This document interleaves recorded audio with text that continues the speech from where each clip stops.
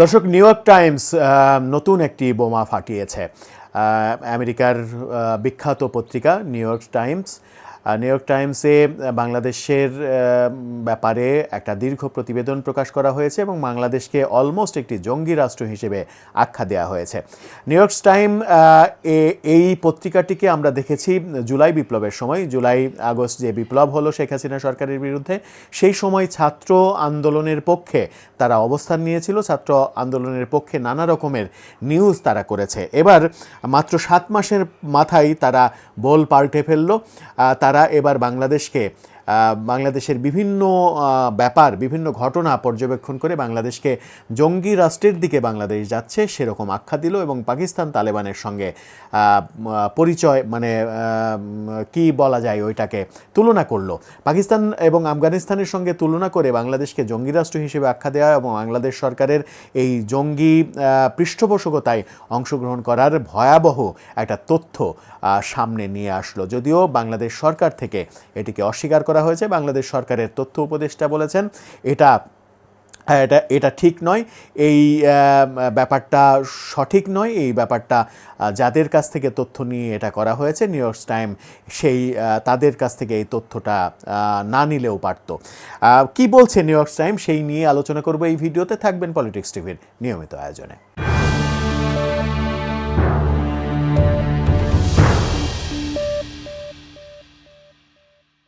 দর্শক, পলিটিক্স টিভির নিয়মিত ভিডিওগুলো এখন থেকে স্পন্সর করছে প্রজাপতি.tv, নতুন ওটিটি প্ল্যাটফর্ম। আপনারা চাইলে ইউটিউবে, ফেসবুকে, ইনস্টাগ্রামে, টিকটকে দেখে নিতে পারেন।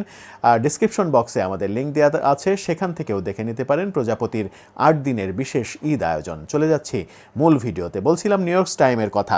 নিউ ইয়র্ক টাইম যে প্রতিবেদন সামনে নিয়ে আসলো, সেই প্রতিবেদনে তারা বলেছে ধর্মীয় উগ্রপন্থীদের উত্থান, আফগানিস্তান ও পাকিস্তানের মতো তালেবানি শাসনের আশঙ্কা, এমনটাই তাদের আশঙ্কা তারা প্রকাশ করেছে। বলেছে নিষিদ্ধ ঘোষিত জঙ্গিদের প্রকাশ্যে সমাবেশের মধ্য দিয়ে শান্তিতে নোবেল বিজয়ী মোহাম্মদ ইউনূসের নির্লিপ্ততাও দেখা গিয়েছে। কোথায় যাচ্ছে বাংলাদেশ? শেখ হাসিনার সরকারের উৎখাতের ষড়যন্ত্রের নেপথ্যে বাংলাদেশকে পুনরায় জঙ্গিদের অভয়ারণ্যে পরিণত করার মতলব ছিল, তা নিউ ইয়র্ক টাইমসের প্রতিবেদনে উঠে এসেছে। কথিত ছাত্র জনতার জুলাই আগস্ট আন্দোলনের সময় নিউ ইয়র্ক টাইম লাগাতারভাবে প্রতিবেদন করেছে বলেও বিভিন্নজন অভিযোগ করেন এবং সেই ছাত্র আন্দোলনকে কথিত ছাত্র আন্দোলন হিসেবেও আখ্যা দেওয়ার চেষ্টা করেন। এবার 7 মাসের ব্যবধানে এই অনুসন্ধানী প্রতিবেদনে প্রকারান্তরে শেখ হাসিনার বক্তব্যের প্রতিধ্বনি কি নিউ ইয়র্ক টাইমে প্রকাশ পেল?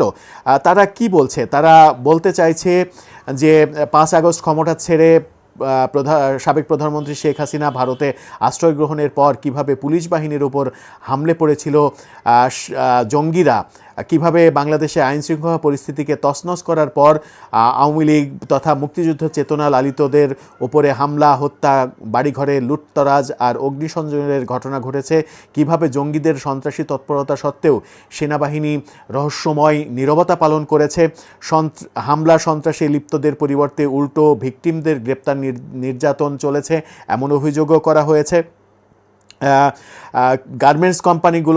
গার্মেন্টস কারখানাগুলোতে উৎপাদন বন্ধের ষড়যন্ত্র চালানো হচ্ছে, কিভাবে আবারও বাংলাদেশকে ভিক্ষুকের রাষ্ট্রে পরিণত করা যায়, কিভাবে 71-এর পরাজিত শক্তিকে রাষ্ট্র ক্ষমতায় অধিষ্ঠিত করার নীল নকশা বাস্তবায়ন করা যায়, নানা অজুহাতে রাজনৈতিক শূন্যতা তৈরির মধ্য দিয়ে বাংলাদেশে আন্তর্জাতিক সন্ত্রাসবাদের পুনরুত্থানের চেষ্টা করা হচ্ছে বলে সবিস্তারে সেখানে উল্লেখ করা হয়েছে বলেও আমরা দেখতে পাচ্ছি। বাংলাদেশ সত্যিকারের কল্যাণ এবং মঙ্গলে কি করণীয় সেটা এখন গুরুত্বপূর্ণ বিষয়। নিউ ইয়র্ক টাইম যেটা বলার চেষ্টা করছে সেটা হচ্ছে বাংলাদেশে সংখ্যালঘু নির্যাতন, জঙ্গিবাদের আস্ফালন এটা বেড়ে গিয়েছে। জঙ্গিবাদের নানা রকমের কর্মকাণ্ড সামনে এসেছে। জঙ্গি সংগঠনগুলো, নিষিদ্ধ জঙ্গি সংগঠনগুলো প্রকাশ্যে মিছিল করছে, মব সন্ত্রাস হচ্ছে এবং জঙ্গিরা প্রকাশ্যে মিছিল করলেও তাদের বিরুদ্ধে সরকার কোনো ব্যবস্থা গ্রহণ করছে না। যারা মব সন্ত্রাস করছে, মবের মাধ্যমে মানুষকে মেরে ফেলছে, সেই মব সন্ত্রাসীদের সরকার কোনো ধরনের বিপক্ষে অবস্থান নিচ্ছে না, এরকম অভিযোগও রয়েছে। এরকম অভিযোগ যখন রয়েছে তখন আমরা জাতিসংঘের প্রতিবেদনে দেখেছিলাম যে জাতিসংঘ বলেছিল 650 জন ছাত্র জনতা সেই আন্দোলনে, জুলাই আগস্ট আন্দোলনে নিহত হয়েছে। আবার টাইমস ম্যাগাজিনে আমরা দেখেছিলাম যে সেখানে বলা হয়েছিল 3204 জন পুলিশ সদস্য নিহত হয়েছে সেই আন্দোলনে। সেটাকে নিয়েও আবার নতুন বিতর্ক আমরা শুনেছি। অনেকে বলেছেন যে 3204 জন পুলিশ সদস্য নিহত হওয়ার পরে তারা তাদের জীবন রক্ষার্থে যদি অ্যাকশানে যায়, তাহলে সেই অ্যাকশানের বিনিময়ে যদি 600 জন 650 জন মানুষ মারা যায়, সেটা খুব বেশি মানুষ মারা যাওয়া কিনা সেটাও একটা প্রশ্ন অনেকে সামনে আনতে চান। কিন্তু মৃত্যু তো মৃত্যুই, যে কোনোভাবেই হোক মৃত্যু তো মেনে নেওয়ার ব্যাপার নয়। ছাত্র আন্দোলনে যেসব ছাত্র জনতা শহীদ হয়েছেন, জীবন দিয়েছেন, আহত হয়েছেন, তাদের জীবনের মূল্যও রয়েছে। পুলিশ যারা মারা গিয়েছেন তাদের জীবনের মূল্যও রয়েছে।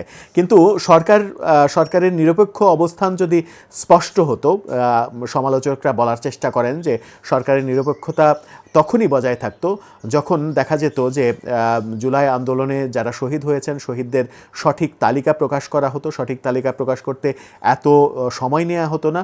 আবার যারা পুলিশ সদস্য মারা গিয়েছেন, বিভিন্ন প্রতিবেদনে শোনা যাচ্ছে যে 3204 জনের মতো পুলিশ সদস্য মারা গিয়েছেন, সেটারও তদন্ত করা উচিত ছিল এবং সেই পুলিশদের কারা মেরেছে তাদেরও বিচারের মুখোমুখি যদি করা হতো, তাহলে বিচারের সংস্কৃতি সামনে আসতো এবং সরকারের নিরপেক্ষতা নিয়ে প্রশ্ন উঠত না।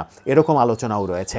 নিউ ইয়র্ক টাইম যে আলোচনাটা সামনে আনছে, মূলত জঙ্গিবাদের আলোচনাটা সামনে আনছে এবং জঙ্গিবাদের আলোচনা সামনে এনে পাকিস্তান এবং আফগানিস্তানের সঙ্গে বাংলাদেশকে তুলনা করার চেষ্টা করছে। বাংলাদেশে মব ভায়োলেন্সের কথা তারা বলছে। এই যে নিউ ইয়র্ক টাইম একটা প্রতিবেদন সামনে নিয়ে আসলো এবং বাংলাদেশ সরকারের দিকে প্রশ্নের তীর ছুঁড়ে দিল, এটা কিন্তু বাংলাদেশ সরকারের জন্য খুবই বিব্রতকর। এই বিব্রতকর পরিস্থিতি সরকার কিভাবে কাটিয়ে উঠবে সেটাই এখন দেখার বিষয়। কারণ নিউ ইয়র্ক টাইমসের মতো পত্রিকা যখন কোনো কথা বলে, যেমন জুলাই আগস্ট আন্দোলনের সময় আন্দোলনের পক্ষে কথা বলেছিল, এখন পরিস্থিতি পাল্টেছে বলে তারা পাল্টা প্রতিবেদন করছে।